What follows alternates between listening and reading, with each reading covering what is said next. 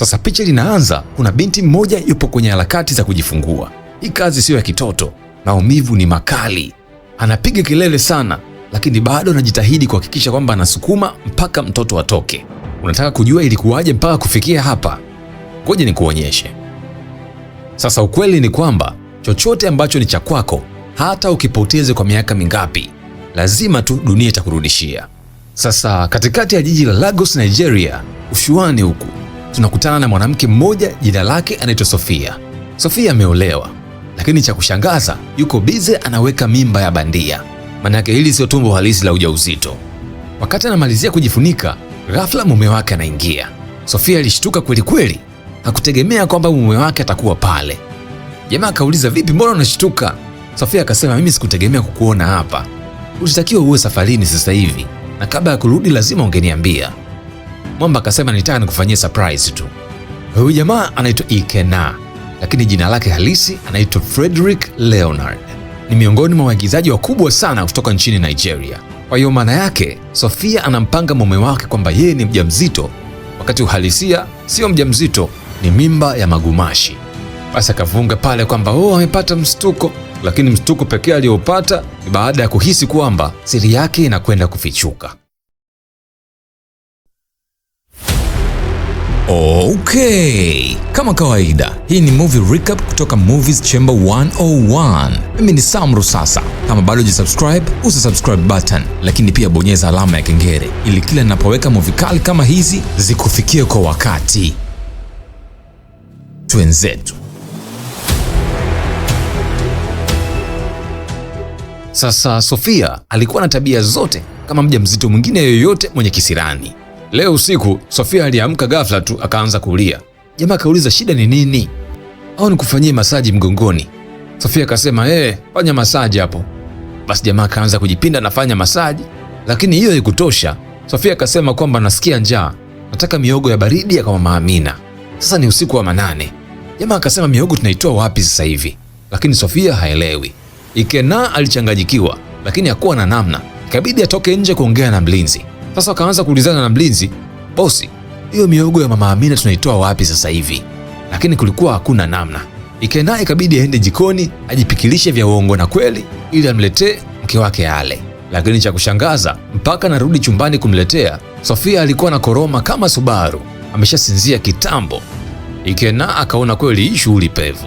Sasa tutoke huko, tuje huku upande wa pili.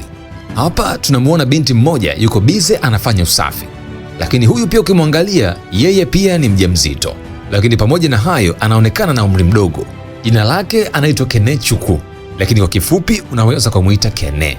Hapa ni nyumbani kwa mama yake na Sofia. Na muda sio mrefu anaingia mama yake na Sofia pamoja na Sofia mwenyewe. Baada ya kumkuta Kene anafanya usafi, mama yake Sofia akasema, wewe unataka kuleta matatizo hapa? Hauoni hali yako? Hebu kaa hapa kwanza. Kwa hali yako wewe, kazi yako inatakiwa kula na kulala tu ili mtoto asije kapata tatizo. Lakini Kene wala hana shida, muda wote yeye anacheka tu. Akasema, wala hakuna shida, nafanya usafi kidogo tu hapa. Lakini wakasema, hapana, wewe unatakiwa kula na kulala. Sofia akamwambia, lete mikono yako nione kwanza. Unaona wewe una njaa kabisa, nenda katafuta chakula kwanza ule. Sasa hapa ndio nitakupa siri ya kinachoendelea. Sofia sio mjamzito, ujauzito wake ni feki. Lakini Kene yeye ana ujauzito. Sasa kwa sababu Sofia ameolewa na mume tajiri na hataki kumkasirisha mume wake kwa sababu hajapata mtoto, Sofia na mama yake walisuka mpango ambao watamtafuta binti ambaye atabeba ujauzito, na baada ya kujifungua huyo mtoto atakuwa ni wa Sofia. Na ndiyo maana Sofia anamdanganya mume wake kwamba yeye ni mjamzito ili baada ya Kene kujifungua amchukue mtoto wa Kene aende naye nyumbani kwake na amwambie mume wake kwamba huyu ni mtoto wao. Na hili ndo balaa la wanawake. Sasa leo mama yake Sofia akamwambia kwamba imebaki miezi michache kabla ya Kene kujifungua. Inabidi wawe makini sana mpango wao usije ukajulikana. Kwa hiyo inabidi wiki chache kabla ya Kene kujifungua, Sofia inabidi ahamie nyumbani kwa mama yake kwa kisingizio kwamba inabidi akae karibu na mama kwa ajili ya uangalizi. Hiyo itakuwa rahisi mtoto akizaliwa kumdanganya Ikena kwamba mtoto ni wa kwao. Basi mpango ukawa umekamilika. Basi baada ya hapo Sofia karudi nyumbani kwake. Sasa Sofia alikuwa makini sana. Leo usiku wakiwa kitandani wamelala, Ikena alisikia hamu ya yale mambo ya wanandoa. Sasa Sofia hawezi kuvua nguo mbele ya mume wake, itakuwa ni kizaazaa. Kwa hiyo ikabidi amkazie. Akamuuliza, wewe vipi tena, unataka nini? Ikena akasema, bwana we, muda mrefu umepita mama, mimi sijielewi hapa. Lakini Sofia akamwekea ngumu, akasema, unataka kunifanya nini? Mimi hapa nilipo mwili mzima unaniuma, mgongo unaniuma, yani hadi huko chini panauma. Mara akaanza kulia. Ikena akaona hii ishakuwa balaa hapa, ikabidi tu amwache alale. Lakini kiukweli hali ilikuwa ni mbaya, haelewi. Angejua hapa kwamba hakuna ujauzito wala nini, angemtia makonzi Sofia. Basi sawa, tuendelee. Basi siku iliyofuata kama kawaida, Ikena akamwaga mke wake akaenda zake kazini. Sofia alibaki na mawazo sana, akasema huyu jamaa akijua namdanganya, sijui atanifanya nini tu. Sasa baada ya Ikena kuondoka, Sofia huwa anavua tumbo lake bandia, anaenda bafuni kuoga. Leo kwa bahati mbaya, kumbe Ikena kuna document alisahau, kwa hiyo ikabidi arudi nyumbani haraka, na wakati huo Sofia alikuwa bafuni. Kwa hiyo Ikena alivyoingia chumbani, moja kwa moja akaenda kwenye kabati kwa ajili ya kutafuta dokumenti zake. Akamwambia mke wake, nilisahau document mara moja, lakini inabidi nirudi kazini haraka. Muda wote huo lile tumbo bandia lilikuwa pale kitandani, na muda huo Sofia alikuwa bafuni. Sasa kwa bahati mbaya ama nzuri, Ikena alikuwa na haraka sana, kwa hiyo hakuwa hata na muda ya kuangalia kitandani kuna nini. Alichukua dokumenti zake na akaondoka zake. Sofia alivyosikia mume wake ameondoka, haraka sana alitoka bafuni akaenda akalinyakua lile tumbo lake. Kidogo tu angechana mkeka. Sasa baada hilo tukio, akaona hapa hawezi kuendelea kukaa, la sivyo atakamatwa.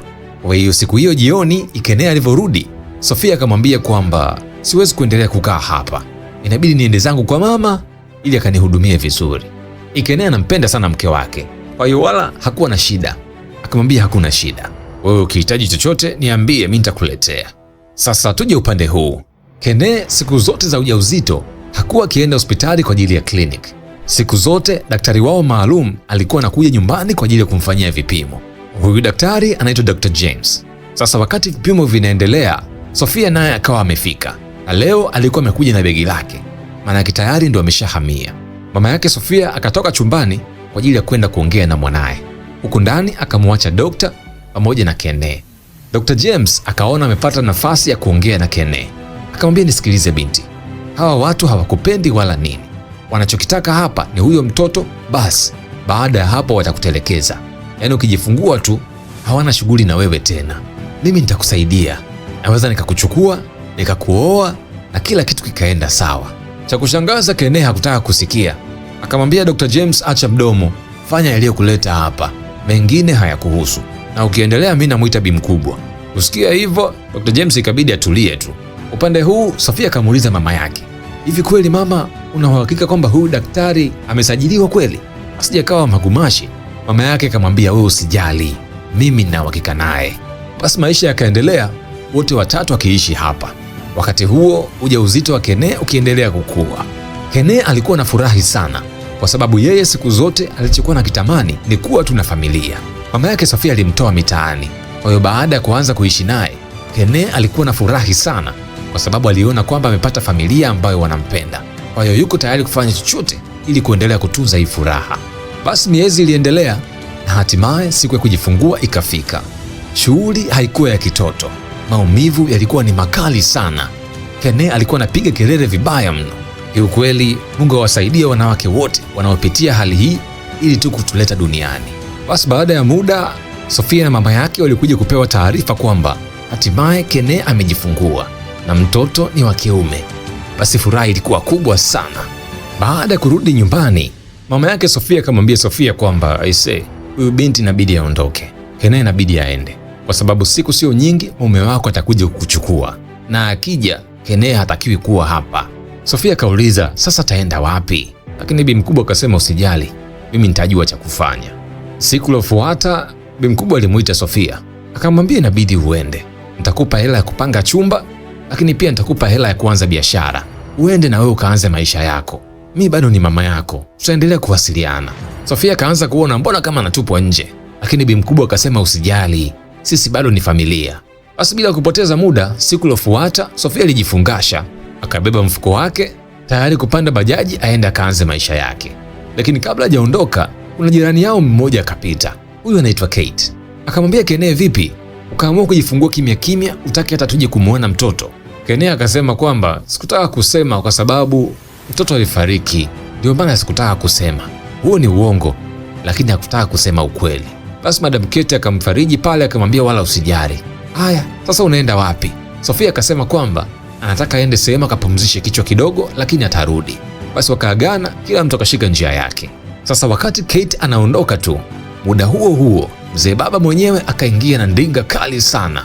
Ikene mwenyewe ameijia familia yake. Kama ulishasikia Almanusra, ndio hii hapa sasa. Ikene akaingia ndani na kwa mara ya kwanza akakabidhiwa mtoto wake. Jamaa aliganda kwa dakika kadhaa, hakuamini kama kweli wamepata mtoto wao wa kwanza. Walikaa miaka mingi bila kupata mtoto, kwa hiyo huu aliona kama ni muujiza. Hisia zilikuwa kali mpaka mwamba akaanza kutoa machozi. Basi baada ya hapo akawachukua familia yake na kuwapeleka nyumbani kwake, na huko maandalizi yalikuwa mazuri, yanamsubiri mzazi afike nyumbani. Ikene alikuwa amefurahi sana kiasi kwamba akampa zawadi ya cheki mke wake, lakini Sofia alivyoiangalia ile cheki ilikuwa haijaandikwa namba, imesainiwa tu. Akamwambia mbona cheki iko tupu? Mwamba akamwambia kwamba hapo kwenye namba wewe ndio utajua unaweka shilingi ngapi. Zawadi ya mtoto ni kubwa sana. Basi furaha ikawa imeingia ndani ya nyumba. Sasa tuje upande huu. Kene alienda kapanga chumba kimoja na hapo akaanza maisha yake. Leo akiwa ametoka kuoga, ghafla akaanza kupata maumivu makali sana ya tumbo. Maumivu yalikuwa makali sana na muda sio mrefu akasikia kama haja ndogo inatoka ila yeye mwenyewe kujijua. Ilibidi siku iliyofuata haraka sana aende kwenye ile hospitali ya yule daktari ambaye alikuwa akimtibu. Alipofika yule daktari alimuuliza kwa ukali sana, vipi wewe? Tumeshamalizana? Kene akajieleza kwamba nahisi na changamoto za uzazi, yaani haja ndogo inatoka bila mpangilio, lakini pia inatoa harufu mbaya sana. Dr. James akamwambia kwamba vipi, si uongee na mama yake Sofia? Kene akasema kwamba nimejaribu, lakini hakuna anayepokea simu zangu. Dr. James akasema kwamba itabidi ulipie, lakini hakuna cha bure hapa. Kabla hajaondoka akasikia harufu kali sana. Akauliza wewe vipi? Kene akasema ndo imetoka sasa, sina namna, harufu ni kali sana. Basi Dr. James akamfanyia vipimo vya uongo na kweli, na baada ya hapo akasema kwamba wewe una shida kubwa na hiyo shida lazima utoe hela, lakini kwa sasa nitakupa dawa ambazo utakwenda kulipia pharmacy. Dr. James alishindwa kuvumilia mpaka ikabidi ajifunike pua. Harufu ni kali. Upande huu familia ya Kishua ilikuwa inaendelea kuishi kwa furaha kabisa. Kila kitu kiko sawa. Mapenzi yakawa mahaba. Wakati huo Kene alikuwa peke yake, hali mbaya. Anajitahidi kumeza dawa lakini hapati nafuu. Alijaribu sana kuwapigia simu lakini hakuna aliyeshika simu yake. Mambo yalikuwa ni magumu. Na baada ya muda hata ile kodi ya nyumba aliyolipa ilikwisha, kwa hiyo akarudi mitaani. Kitu pekee alichosaidia hospitali ni kuwekewa mrija pamoja na mfuko wa plastiki ili haja ndogo ikitoka iingie kwenye ule mfuko. Leo ilibidi arudi mpaka nyumbani kwa mama yake Sofia. Alisubiri nje mpaka yule mwanamke alivyotoka. Mama yake Sofia alishangaa sana. Wewe, unatafuta nini hapa tena? Unataka majirani wanione na roho mbaya? Kene alilia sana. Akasema nisaidie mama, hali yangu mbaya. Napata tabu sana. Lakini mama yake Sofia akamwambia hichi ninachokiona sio cha kawaida. Utakuwa umerogwa wewe. Mtoka hapa kwanza, nikirudi nisikukute. Bi mkubwa akamtimua. Upande huu Ikena alikuwa ameenda zake kazini. Sofia alikuwa imebaki peke yake nyumbani. Muda sio mrefu mlinzi akaja. Akasema madam, kuna mgeni wako nje. Anasema anakutafuta na mnafahamiana. Sofia akasema huyo mgeni ukoje? Mlinzi akasema yupo jamaa fulani hivi mweusi, ana mandevu. Amesema jina lake anaitwa Kingsley. Kusikia hilo jina, Sofia kiti kilikuwa cha moto. Ikabidi asimame, ila kavunga tu. Akasema mwambie aingie, huyo ni binamu yangu. Basi yule bwana Kingsley akaingia. Mwamba mmoja amekaza kweli kweli. Kingsley alivyoingia tu, Sofia kaanza kufoka. Akasema una shida gani wewe? Tulishakulipa. Umefuata nini tena hapa? Kingsley akasema kwamba ni kweli ulinilipa, lakini ile hela haitoshi. Mimi nina shida na hela na nimejaribu njia zote nimeshindwa. Ndio maana imebidi nije kwako. Nahitaji milioni 10. La sivyo siri yako naiweka wazi. Jamaa akasema nataka nikupe muda ufikirie. Unipe hiyo milioni 10 ama siri yako niiweke wazi. Uamuzi ni wa kwako. Jamaa akaondoka zake. Huku nyuma Sofia alibaki amechanganyikiwa kweli kweli. Sasa upande huu Kene alikuwa na hali ngumu sana. Kwanza anaumwa, hana pa kuishi, hata chakula pia hana. Alikuwa anatembea mitaani anaomba, lakini hakuna wa kumsaidia. Sasa leo akiwa naombaomba mitaani, akakutana na Kate. Kate alivyomwona akashangaa sana. We Kene, una shida gani wewe? Mbona uko hivyo? Kene alitaka kumtoroka lakini ikashindikana. Kate ilibidi amchukue akae naye pembeni, na hapo ndio Kene alimsimulia kila kitu, kwamba mtoto wake hakufariki ila mtoto amechukuliwa na Sofia. Lakini pia baada ya hapo ile familia imemtelekeza jumla. Kate alijisikia vibaya sana, hawa watu na roho ngumu, lakini muda huo huo harufu ni kali kweli kweli. Basi baada ya hapo Kate alimchukua akampeleka kwenye hospitali nyingine kabisa, tofauti na ile anayofanya kazi Dr. James. Baada ya vipimo, daktari alimwambia Kate kwamba Kene ana tatizo ambalo kitaalamu linaitwa fistula. Hili ni tatizo ambalo linawapata wanawake baada ya kujifungua, ambapo haja ndogo inatoka bila mpangilio.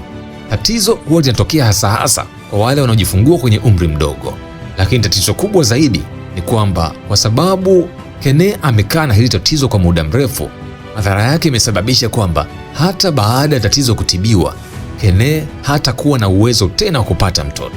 Hiyo ilikuwa ni taarifa mbaya. Basi daktari akasema kwamba inabidi Kene afanyiwe upasuaji kwa ajili ya kumtibia, na ili matibabu yafanyike lazima malipo kwanza yafanyike. Basi Kate akasema sawa, basi turudi upande huu. Bwana Kingsley aliendelea kuja nyumbani kwa Sofia kudai ile milioni 10 yake ili asitoe siri, lakini Sofia wala hakutoka nje, na akamwambia mlinzi kwamba ni marufuku huyu mtu kuingia ndani. Jamaa alikuwa na hasira sana, akaanza kupiga kelele nje pale, akasema we ngoja nitakuonyesha, unijui vizuri mimi. Wakati huo Sofia alikuwa amekaa ndani, mwoga hatari. Baada ya hapo ilibidi atoke haraka aende kwa mama yake ili wazungumze watamfanya nini Kingsley. Lakini pia inawezekana unajiuliza ni siri gani hiyo ambayo Kingsley anatishia kuitoa. Sasa wakiwa ndani wanazungumza, ghafla wakasikia kelele nje. Ilibidi mama yake Sofia atoke kujua nini kinaendelea, na huko ndo akakutana uso kwa uso na Kate akiwa amewaka balaa. Kate akamwambia, wewe mwanamke utakufa vibaya wewe, yaani umeamua kuharibu maisha ya binti mdogo kama yule, yaani mkamzalisha alafu mkamtupa mitaani. Mama yake Sofia akamwambia, wewe binti, achana na mambo ambayo hayakuhusu. Sasa hapa kukawa na vita ya maneno imeibuka. Sasa kumbe huku Kene alifika nyumbani kwake, hakumkuta mke wake, akajua moja kwa moja ameenda kwa mama yake. Kwa hiyo ikabidi amfuate mke wake, na hapo anaingia anakutana na hii vita ya maneno. Kene hakutaka maneno mengi, ikabidi aanze kuuliza shida iko wapi, na hapo ndio Kate hakubakisha neno hata moja, akamwambia ukweli ulionyoka. Mke wako hana uwezo wa kujifungua. Huyo mtoto ambaye anakwambia ni wa kwako sio wa kwako. Walimdanganya mtoto wa miaka 18, wakamlazimisha apate ujauzito kutoka kwa mwanaume mwingine, na baada ya kujifungua wakamuiba yule mtoto wakamleta kwako kwamba ni wa kwako. Lakini mke wako hana uwezo wa kupata ujauzito. Sasa hivi huyo binti yuko hospitali anahangaika kuokoa maisha yake kwa sababu ya changamoto za uzazi, wakati hawa wanaendelea kula maisha tu. Kusikia hivyo Kena jicho lilimtoka. Hakuwahi kufikiria kwamba mke wake na mama mkwe wanaweza kufanya kitu kama hiki. Sofia alipiga magoti akaanza kujitetea. Akasema hakutaka ndoa yao iharibike na alitaka amfanye awe na furaha zaidi. Lakini mwamba hakuelewa. Hakusema chochote. Akasimama akaondoka zake. Moja kwa moja akaenda mpaka hospitali ili kumuona huyo binti ana hali gani. Alipofika kweli alimkuta na hali mbaya. Akamwambia dokta, jitahidi kadri inavyowezekana huyu binti awe sawa. Mimi niko tayari kulipa chochote ili mradi tu kila kitu kiende vizuri. Basi siku kufanyia operation ikafika, na muda wote Kena alikuwepo kuhakikisha kwamba kila kitu kinaenda sawa. Sasa Kena alikuwa amekasirika vibaya mno, na akaamua kushughulika na wale wote waliohusika kwenye hili tukio. Walianza naye ni Dr. James. Baada ya kufanyika uchunguzi, iligundulika kwamba hata kituo anachofanyia kazi Dr. James hakijasajiliwa, na yeye mwenyewe hana kibali cha kutibu watu. Kwa hiyo haraka sana polisi walikuja na wakambeba mzima mzima. Sasa jioni ya siku hiyo, Kena akirudi nyumbani kwake, getini alimkuta Kingsley akimsubiria. Mkononi jamaa alikuwa ameshikilia documents, akasema ni za muhimu sana. Jamaa akasema hakuna shida, ingia ndani. Kumbe Kingsley naye ni daktari, na kabla hawajaoana Kena na Sofia walifanya vipimo vya uzazi ili kujua kwamba wote wawili wana uwezo kupata mtoto. Basi Kingsley akamwambia kwamba hivi ndio vipimo sahihi vya uzazi ambavyo mlivifanya kabla ya ndoa. Vile mlivyopewa havikuwa sahihi, hivi ndio sahihi. Baada ya kuviangalia, jamaa akagundua kwamba mke wake alimdanganya.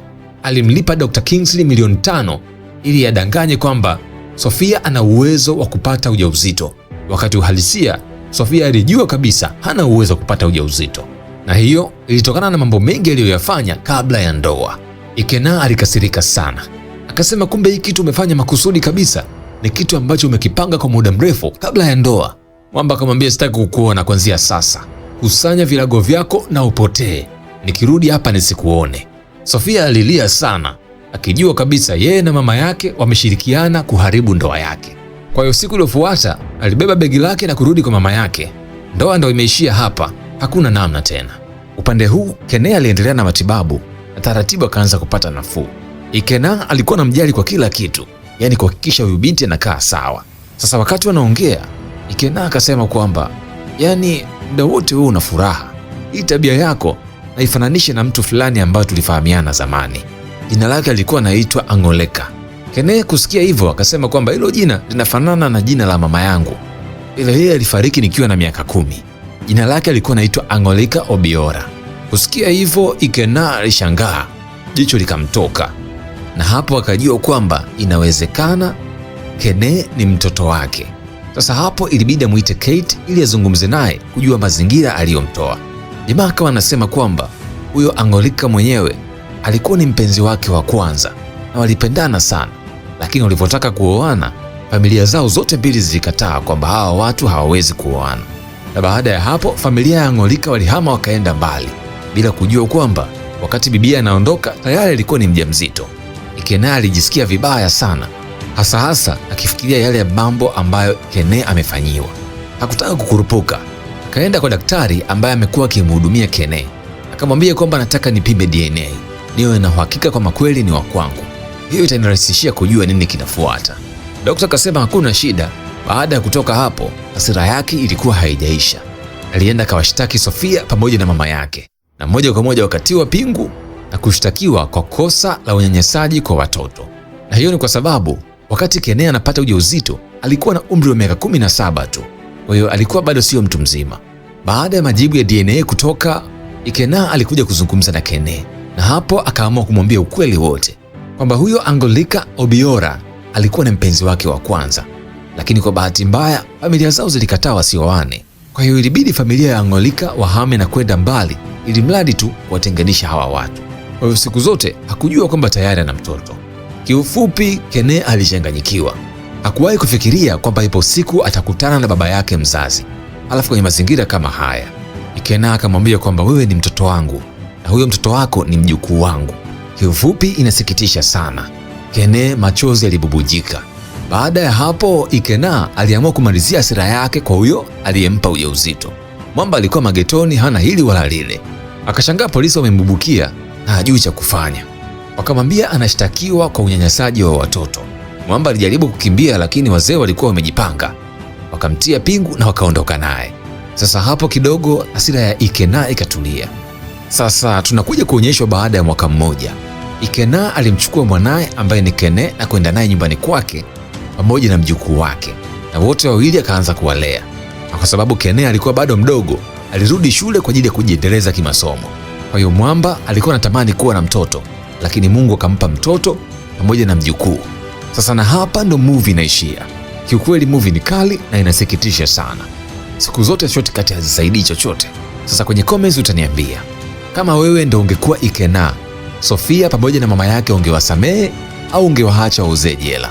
Siku zote ni furaha sana kuwa na wewe hapa. Tukutane kwenye inayofuata.